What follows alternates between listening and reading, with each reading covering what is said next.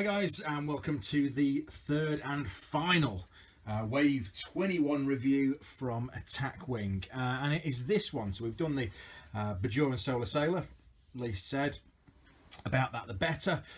We've done the Dreadnought missile from Voyager, and we are now back again with DS9 for a second time, and also technically with the Dominion faction, if we're classing the Dreadnought as Dominion, which according to the pack it is, even though it's Cardassian. But hey, I'm sure we kind of know where I'm going with this.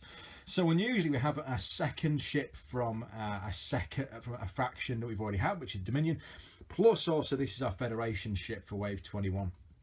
And you're probably going, hang on a minute, a Federation ship that looks like this? Yes, indeed, because this is the Jem'Hadar attack ship called the Robinson. First seen in DS9's 100th episode, the ship upside down in a quarry, and it was captured by Sisko and the crew, and then used in the beginning of the sixth season in Time to Stand and Rocks and Shoals to infiltrate a Dominion capture cell white facility and destroy it. So this is quite an unusual one. It's a Jem'Hadar attack ship, but it's actually its primary and it's kind of unique ship name for this one is actually a Federation ship. So you can have this as part of a Federation fleet. Really different idea, really unique. Again, that's what's made Wave 21 really different for me, is that the three ships they picked aren't kind of obvious choices. I would never have selected a Dreadnought missile. I would never, trust me, I would never have selected the Bashir and Solar Sailor, and I would never have thought of doing the Robinson as an option from a Jem'Hadar attack ship. Anyway, enough about me ranting on about this. Let's have a look at the ship. You now had a minute of looking at this thing, so you must be quite happy with it. It is a beautiful miniature. The detail is just stunning on this one. The surface detail, the paneling, the colour. It is a lot deeper than you see in the episode, but again, we know that they did tone down the colours from the models to the screens. This is probably nearer to model accurate, but I know that it was. It's always tricky to say exactly what it looked like, because photographs do tend to lie, but I think this is a really good replica of the ship. You've got that sort of kind of bug thorax feel underneath, with the kind of veined effects for the warp generator, the great little nacelle detail on there. It's just a beautiful replica, considering that it is such a small ship that they've done it on as well. So I'm really impressed with this. Really love this one. Let's have a look at the stats as well while we've got the base out. So we've got it down as the Robinson. If you just do turn it over, you'll see that the other option is Jem'Hadar attack ship. There you go. And for the attack, you've got a 3 for attack, a 2 in defense, 3 for your hull, 3 for your shields. Standard Federation features as well. You've got evade, you've got target lock, scan, and battle stations. You've got a 90-degree forward firing arc and no rear firing arc. I've set it up with Sisko, captain skill of 8. Which is pretty decent. He's the third Sisko. I've got one with the Defiant, one with DS9, and now one with this one. DS9, a video I must do shortly. And yeah, that's how it's set up. So a really nice ship, a nice, decent level stats.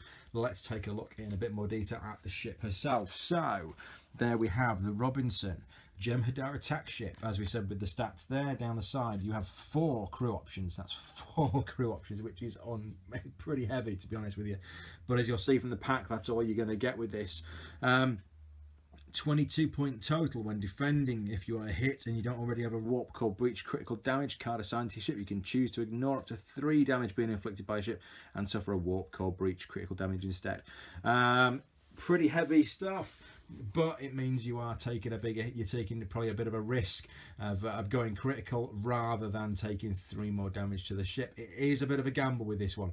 It's a bit of a risk take, but it could be worth it. Could see you lasting that bit longer in the game. I like the idea behind that. I like that it's a bit different, and you are you're not guaranteed a result from it. It is pretty much a complete chance whether or not you're going to survive. Interesting with these 4 crew options. When you actually look at the alternative version, which is the generic Dominion Starship, you'll note that you do lose the shield point. It does go down to 20. You retain the 4 actions. You lose the unique action here, but you are now changing from 4 crew to a crew, a weapons, and a tech upgrade. So there is a little bit different as you become the Dominion option. So you'll see you've got Federation and Dominion there. As for movement with this ship, It's pretty manoeuvrable. There's a lot of room for manoeuvre, if you will. You have a full range of manoeuvres at 3, including that auxiliary power token come about. You've got your 4 banks, your 90-degree turns, and the same, you've got your 90-degree turns and your banks at 2. No come about, but you do have a full speed of 4, which is fairly decent. It's pretty average. It's still not one of the fastest ships in the game, but you've got a lot to do within the range. And run, you've just got your straightforward and your bank, so it's okay as it goes in the sort of basic levels. It'll fare you pretty well, I would think. As for your captains, we do have Captain Generic. There we go. As usual, we don't really bother with that one. And there we have Captain Sisko. So it's a third Sisko option that I've got. And he's there with an 8 captain skill, which is very good. Each time your ship suffers 1 or more damage to its hull, you make roll 1 attack die. A damage or critical damage result damages the attacking ship as normal. If the result of battle stations, place a battle stations token beside your ship. If you choose to roll this die, place an auxiliary power token beside your ship. So for 5 points, Sisko is pretty good. He means that you will attack a ship if it attacks you. But you will incur an auxiliary power token if you choose to do that. So a damage result will cause damage to the ship. It's a nice little bit of a counter attack, and as we've seen from this wave, actually, there's a lot of stuff about being able to fight back during the round rather than only having your one opportunity to attack. You're getting a lot of opportunities to hit multiple targets, hit targets back, cause damage during the go when you may not be necessarily attacking. Also note, he's got that elite action. And the elite action that Sisko gets with this pack is Infiltration. So really nice spacey graphic there from, I think it's from season 6 of Deep Space Nine. And it's the Dominion, there you go, Dominion Catch Cell White facility. So it is indeed from the episode Time to Stand. Again, 5 points. Infiltration is an action card, and you can discard the card for 5 points to perform this action if your ship is within range 1 to 2 of at least one enemy ship, but is not within range 1 to 2 of any friendly ships. Your ship cannot attack or be attacked this round. If you notice there, your ship cannot be attacked or be attacked. So there's an extra word just there that they didn't want to put in, which is always great when you're trying to read them back. Yeah, so it's okay. It gives you the option again that you can save yourself from a bit of damage, but you've got to be in a certain range, and there's got to be a certain number of ships in play, so you can't be near any of your friendly ships, very close anyway, range 1 to 2, but you've got to be within range 1 to 2 of another. So it's a very situational card, relying on certain things being in place, which means you're going to save yourself from getting attacked. But then of course the problem is that you can't do anything either. I like it, it's a good idea. I'm just not a great fan of these, as we know from previous reviews. Not a great fan of big situational cards. As we said, there are 4 crew options. There are 5 crew options with the Robinson. We'll start off with the 3. And what I'm going to do is just pop all these down and we'll just roll through them. So you've got an initial 3 option, which is Elim Garak. At the beginning of the combat phase, you can discard the card to add 2 to your captain's skill number, which would raise Sisko technically up to a 10. And that operates to the end of the phase. Or during the combat phase, you can discard the card to select up to 3 of your attack or defense dice and re-roll them. So yeah, it's a bit like a target lock on an offensive and defensive perspective. I like the fact that you've got the 2 options with Garrett, that you can discard him or you can use him. He is also classed as a Federation option, not a Dominion option or Cardassian option. So that's another interesting point to note. I like the fact that you can discard him to re-roll and effectively use him as a target lock option as well. I love these, especially with the low point of a 3 for a discard and a disable is just a killer. I would certainly look at provisioning this on quite a few ships, purely because it's going to boost your captain skill for a disable, and you've got the combat option as well. So there's loads of different ways. So it's going to help you at the beginning of the combat phase. You're going to be able to, if you've got a low captain skill, it's going to bump you up the order. So you'll have moved quite early, but then you can attack quite early as well. So a really nice card to use. Probably my favourite of the pack, actually. Second, we've got Nog. If you got Wave 22 at the same time as you got Wave 21, you'll realise you had a Nog with the USS Valiant as well. So it's that's an ensign Nog, and this is just a cadet Nog. So during the combat phase, you can disable this card to spend a scan token that's beside your ship, as though it were an evade or a battle station token. So you pop on your token there, your scan or your scan token, then you can change it about. Really like this, because how many times do you get into a combat situation where you think, you know what, I could have done with that not being a scan token, and you could have actually done with it being one of those two other options. I've had a few where I've kind of thought I could have used the battle stations, I could have used the evade. So I like the idea that you can change it really as you're going into combat, when you realise that, you know what, you may have made a poor choice, because there are a lot of times when you just think, I should have just gone with a target lock, or I should have chosen something else. So this does give you the benefit. 4 points. It's a disable. Great spelling checker, whoever did this pack. For 4 points, very nice, decent price. Then we have Jadzia Dax. I have no idea how many options we have on Jadzia these days. We just keep getting more and more. This one is a Federation option. You can disable this card after performing a red maneuver to place an evade token beside your ship.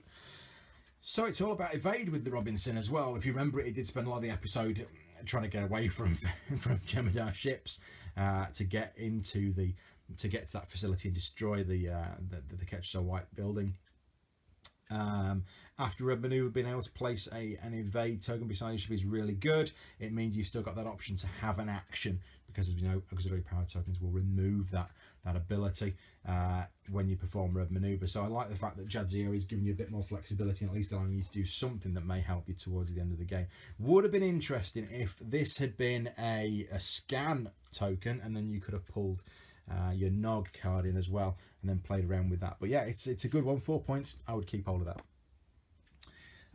Bashir. He kind of looks like a bit of a poor man's Garak, actually, with the ability to discard the card to reroll any one dice. When you've got the fact that Garak can reroll pretty much up to 3 and costs you only 3 points, and here Bashir is going to cost you 4, which is quite a lot. It is a nice option.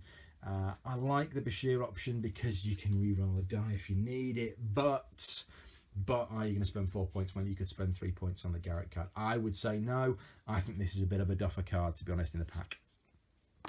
And finally, the biggie, the one that's going to cost you the most, is Miles O'Brien. He's a 5 points for a disable, which is not a horrible amount to pay if your ship's not cloaked, which it wouldn't be, because it's a Jem'Hadar attack ship which doesn't have the cloaking feature, and I don't think you would likely put it on. You can disable all of your remaining shields and target a ship at range 1 to 2. Of course, thinking a bit laterally, you could put O'Brien onto the Defiant, where he would have a cloaking device. So just something to be aware of. And target a ship at range 1 to 2. This is not cloaked and has no active shields. There's a couple of situational pieces for you. It's got to be cloaked and no active shields. So if you're playing the Klingons, you're going to be waiting a while for getting something like that. You can discard this card to inflict 1 damage to the target ship's hull. Okay. So there's twofold with Miles here. If your ship's not cloaked, disable your shields and you can target a ship that is not cloaked and has no active shields. Okay, not great. Is that a big thing? It means that it's effectively a target lock card. Why you would not use target lock is anybody's question. If somebody can explain that one to me, I may have missed something with this card, but I don't see what the difference is. Ship's not cloaked, disable all your remaining shields and target a ship at range 1 to 2 that is not cloaked and has no active shields. So just target a ship. You can discard the card to inflict 1 damage to a target ship's hull. To the target ship's hull. So it's a bit of an odd one, this. That it's telling you can disable it to do one thing, but then to really get the full power out of it, you need to discard it.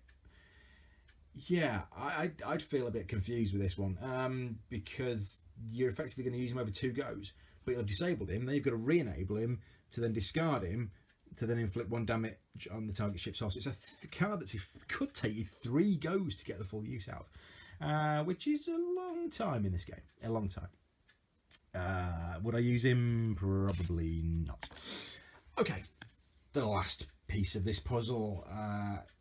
just after that confusing Miles O'Brien card, is the mission, which is Time to Stand, which of course is based on the episode Time to Stand from season 6 of Deep Space Nine.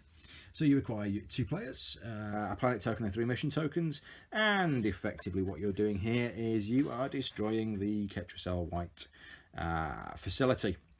Dominion ships, Federation ship, which must be, of course, the Robinson. And your Dominion ships, which should include at least 2 of Dominion ships, which may not have a hull value greater than 3. So the end objective, so there is a facility with a security net around it. There's a whole load of extra bits you need to kind of look at, but the complete victory is for you to destroy the facility and exit the play area through the starting area. So go in, blow it up, and come back out. If you're the Dominion, it's to destroy the Federation ship, either before or after it destroys the facility, hopefully before, to get a complete victory. It is a really nice pack. I like it because it's got a variation on the Federation side of it. It's a really nice ship to play, and it's a bit different, and it's not just another sort of grey slab from the Federation realm, which is wonderful. I kind of like it. I like the style of it. I like the fact that I can play a Jem'Hadar ship as a Federation ship as well. Just a question I was going to answer as well is people have kind of asked why I haven't done things with like showing tokens and bits like that, because you know what, I pretty much guarantee that a lot of people who are watching this will already have the tokens, will already know a lot about the game.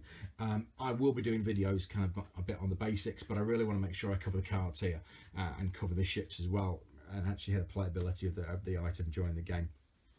If you've got any questions about Attack Wing, or if you have any answers to anything that I may have brought up during the reviews this time, please do get in touch. Drop me a line in the comment section that is below. It's somewhere down there.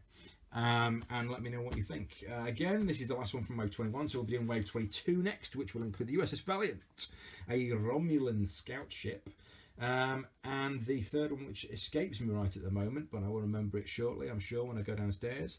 But we will have 3 ships coming up for Wave 22, and I will see you then.